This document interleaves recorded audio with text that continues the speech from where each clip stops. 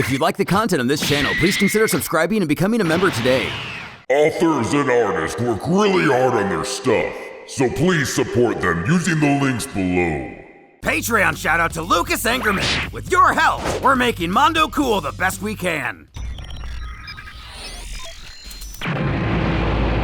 Saving her grandfather just in time, Pan makes sure he's okay.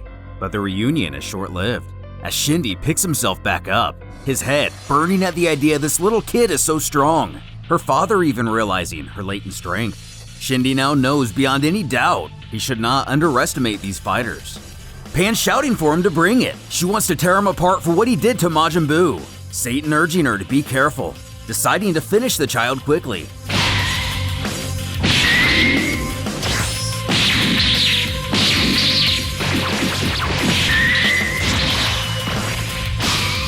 Pan!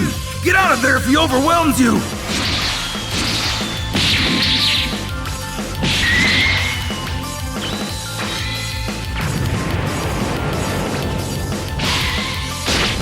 Grabbing the girl, he declares he will break every bone within her body, the others calling out for her in the distance. But Shindy laughs it's too late. Even as Mr. Satan promises to surrender the Dragon Balls, the villain is resolved to take them from his dead hands instead. And just in time, as Mr. Satan screams for somebody to save his Pan, Boo puts himself back together, ready to rescue his adoptive niece, bellowing for the man to put her down. This catches Hercule by surprise. Shindy also shocked he's still alive.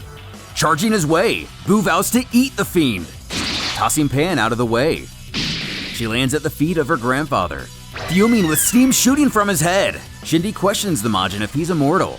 Thinking to himself, he wonders if he has the ability to regenerate, and notes the creature does remind him of Babidi's Majin, not yet fully putting together the pieces. His best friend calling out with promises of lobster if Boo manages to put an end to this. Grunting while yanking his head horn, Goku's just happy to see him still alive and kicking. And everyone else looks over as well, with their own predictable reaction. Tired of Shindy, Boo bids him farewell, extending aforementioned horn. Grabbing it, the villain scoffs what a fool his opponent is. But while in their tug of war, Boo snickers. Gotcha! Hollering to transform into a mixed nut chocolate bar.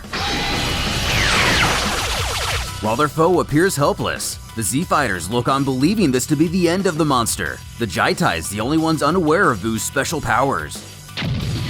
And before him, one of the biggest chunks of candy you'll ever see. Not wasting any time, Boo sprints full force. One of the bad guys looking on in disbelief. That creature is actually eating Shindy, and the others unable to believe he's really dead. While celebrations ring in the air, Boo slowly but surely devours his dessert. But knowing this is no time for a break, Goku shouts for Satan and Boo to take the Dragon Balls and get out of here. In compliance, the duo and Pan quickly rush away, though Boo not done nibbling on a snack. Now at a great disadvantage, Goku's foe bellows for the Jaitais to give chase, as the Dragon Balls are the top priority.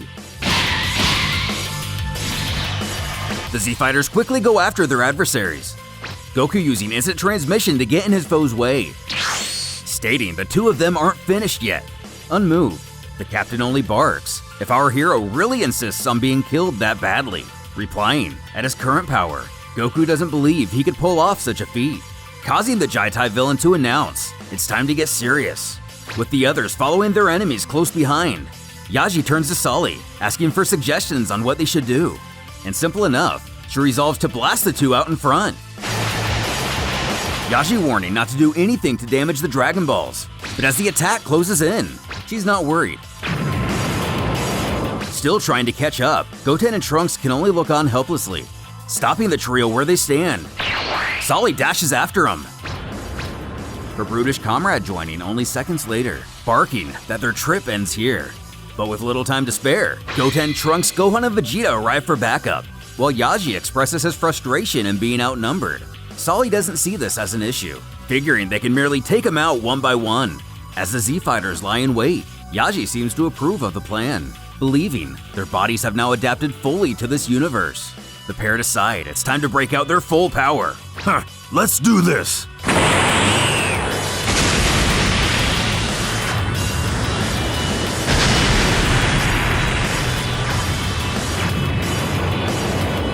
As the wave of ki makes its way to the lookout, Piccolo fears the worst as their captain still hasn't shown what he's capable of yet. King Kai wonders how even Goku will be able to beat these monsters. The Saiyan himself also impressed with this expansion of power. His foe laughing, their energies have been suppressed this entire time, ever since they entered this realm. For whatever reason, the physics here just feel different, causing them to be unable to go all out. Thinking to himself, Goku believes even upon their initial arrival, they were already the strongest warriors he'd ever met. Continuing, the captain unveils, since now they've adapted to this universe, they can release as much energy as they'd like. Contrary to his normal behavior, Goku normally gets excited when faced with adversity, but this feels different. As Ghal It states his disbelief the Earth can withstand his full power. Our hero worries he may be beginning to fear the situation, knowing he can't give in to such things. Done with the villain's speech, he barks for him to show what he's got already, and sporting a sinister laugh, he agrees.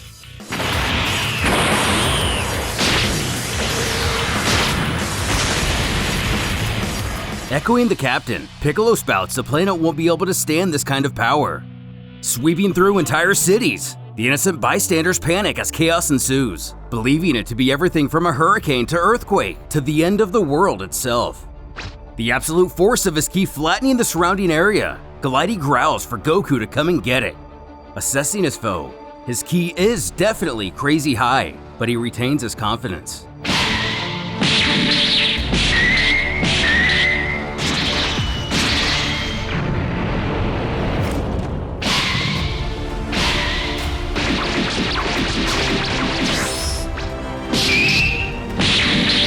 Taking control with ease, Goku doesn't understand why there's such a difference between the two of them. Shouting, just as he suspected, the Saiyan is nothing to him, and while he never intended to kill Goku, he's now forced to. Bellowing, he improve himself in hell.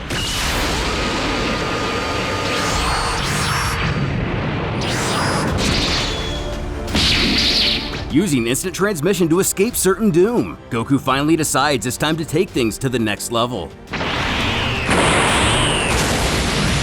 Sensing another ki skyrocketing, Shin wonders what will happen to the planet when these two enormous powers collide. Breaking out Super Saiyan 3, Goku requests they take this battle high into the air in an attempt to spare his world from as much damage as possible. Agreeing, Ghal It figures this will give the two of them more space to maneuver. Above the clouds, the captain is ready to see what this newest transformation has to offer.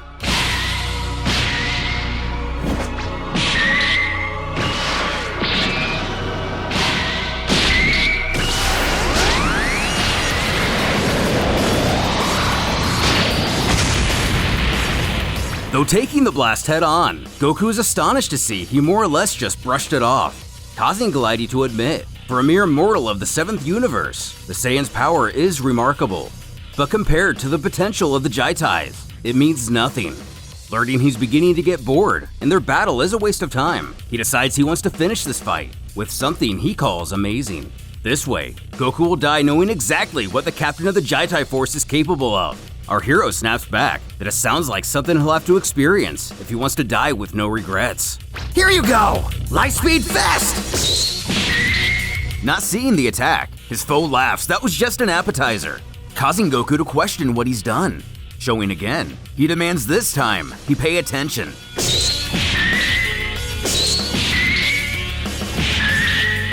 Shouting aloud to himself in frustration, Goku repeats that he can't see his attacks. Scoffing, Ghal It reveals that's because he's hitting him at the speed of light. Growling, his eyes are too slow to follow his movement. Knowing the situation is getting bad fast, Goku tries to think of a way through this technique. Otherwise, he's not going to last much longer. Charging, he vows to win. Though respecting his fighting spirit, the captain piffs he feels sorry for him simultaneously, believing their skirmish can only end with the Saiyan's demise. Time to end this!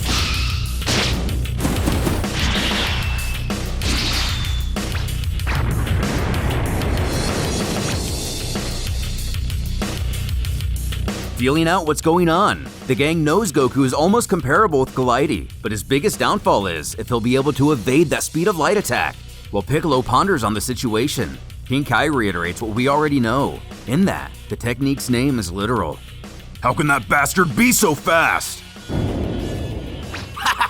I guess that did it! But not dead. Goku pulls himself from the crater, to the shock of his foe, still trying to think of a way around his speed. He knows a lot of energy must go into that attack, and there has to be a flaw to exploit it. But his ki doesn't seem to change before launching the punch, so how can he possibly detect it? It's undetectable by sight, so there's only one way to avoid it! Demanding King Kai allow him to speak to Goku, he tells the Namek to place his hand on his back, making contact immediately. Goku replies he can hear him loud and clear. Asking if he's having trouble with that lightspeed fist move, he admits he's unable to see the punch. Ghal It watching his enemy speak to himself, he begins to wonder if he's lost his mind or something. Piccolo urges that Goku knows what he needs to do, not rely on his sight and sense out the small fluctuation in his ki, but he's already tried that to no results. Impossible! There has to be something! You'll need to focus! Everyone's ki changes when using a technique. It should be detectable. Without much else, Goku decides to give it another try. Just as Ghal It resolves he really has gone insane, and it's time to put him out of his misery. When the Saiyan shouts up to him, he's ready, and for him to begin again. Laughing, this insect can't get enough of his latest technique. Goku actually agrees. But now, he'd like to make a game out of it, tearing off a piece of his gi and fastening it into a blindfold. But the captain warns this is no game. Pointing to him, Goku disagrees. Now believing he's being mocked, Ghal It vows to make him regret this.